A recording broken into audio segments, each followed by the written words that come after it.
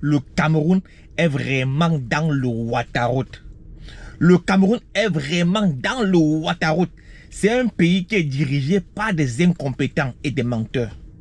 Le Cameroun est un pays dirigé par des menteurs et des incompétents.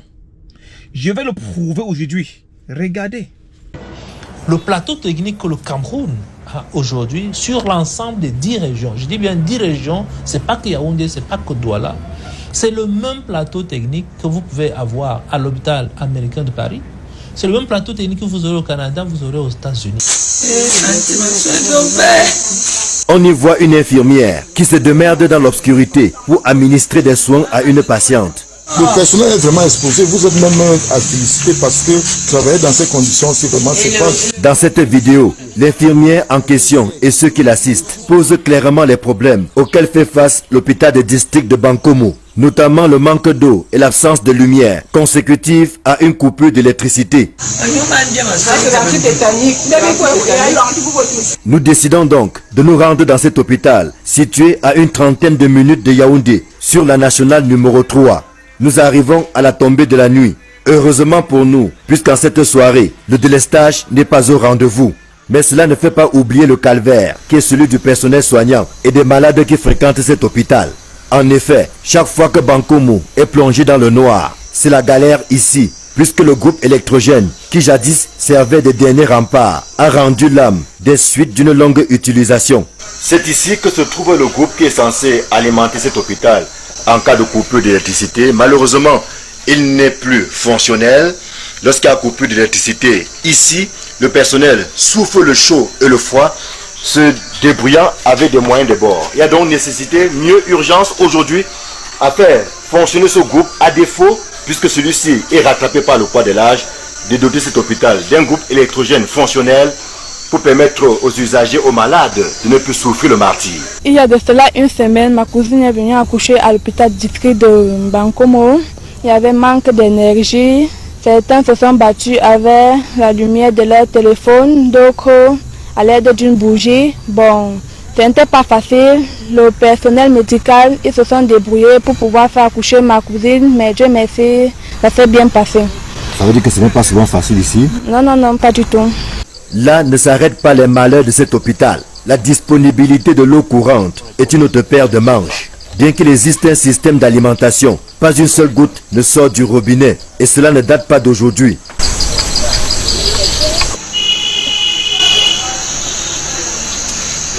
Et que dire de la vétusté du plateau technique qui donne du fil à retordre au personnel soignant, des difficultés et bien d'autres qui ne sont pas inconnues du gouvernement. Plusieurs lettres, sonnant comme des alertes, ont été adressées au ministère de la Santé publique, depuis André Mamafouda jusqu'à Manaouda Malachi, sans suite jusqu'ici. Le nouvel exécutif municipal commence à peine à prendre connaissance des difficultés de l'hôpital de district de Bankomo. En l'absence de toute réaction positive, les regards sont tournés vers les élites pour que cet hôpital puisse bénéficier au moins d'une source alternative en cas de coupure d'électricité.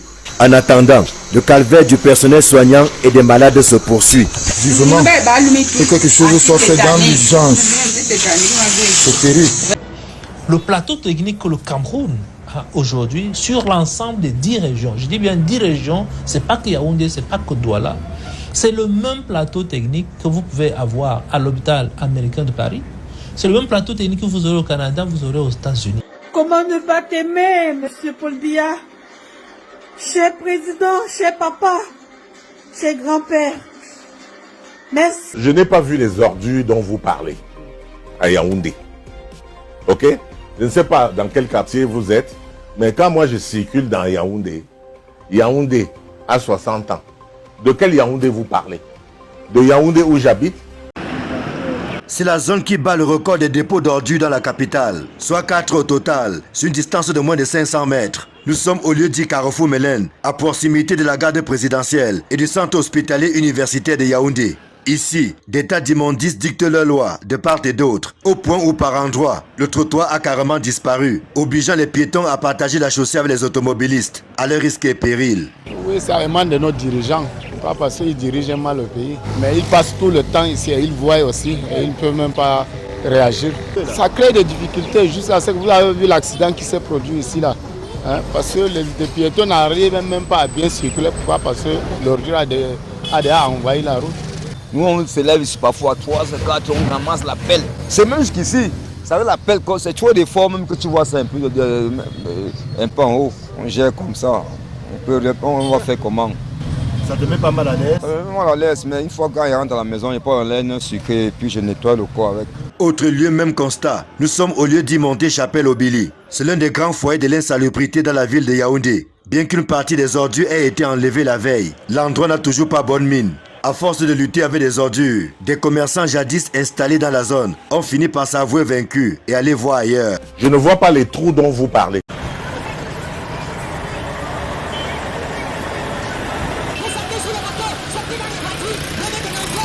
Ne vous y trompez pas, nous sommes dans la ville aux 7 collines, capitale politique du Cameroun, Yaoundé. Regrettable est de voir les nids de poules dicter la loi sur les routes de la cité capitale. Il devient difficile de se mouvoir d'un coin à un autre sans faire face à ce phénomène devenu un véritable gourou d'étranglement. Comment comprendre que dans le siège des institutions, les routes soient en état de délabrement aussi avancé?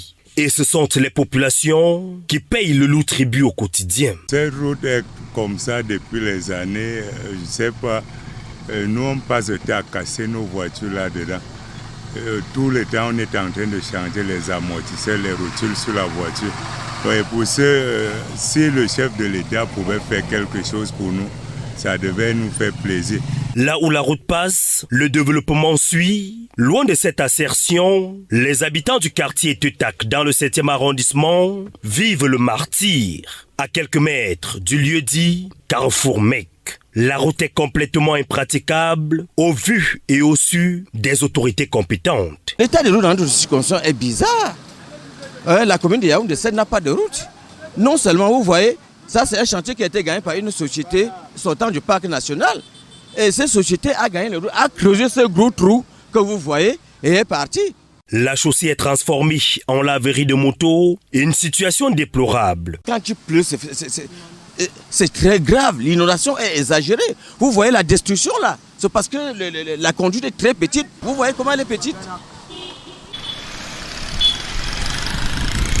Dans le 6e arrondissement de la ville de Yaoundé, le constat est le même. Le silence des pouvoirs publics inquiète. Jusqu'à quand vont-elles laisser cette situation perdurer? Nos routes vont-elles toutes se transformer en nid de poules sous le regard négligent des autorités compétentes? Un réveil s'impose pour des routes meilleures dans la ville de Yaoundé.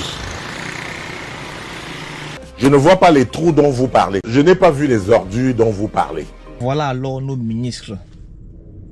Vous-même, vous avez vu que ces gars sont des menteurs et des incompétents. Le gars de la santé dit que non, que le Cameroun a des meilleurs hôpitaux. Mais pourtant, on a vu ici comment on a évacué des prisonniers comme Yves Michel Fosso. Un mec qui est condamné pour détournement de fonds publics. Le gars est évacué aux frais du contribuable. Un prisonnier, hein? Mais pourtant, le Cameroun a des meilleurs hôpitaux. On évacue un prisonnier. Il est que le pays, hein? Et Momo, le gars dit que non, à Yaoundé, il n'y a pas de poubelle, il n'y a pas de trou en route.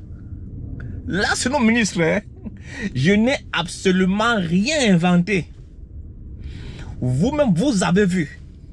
Et vous voulez encore que ces gars dirigent le pays en 2025.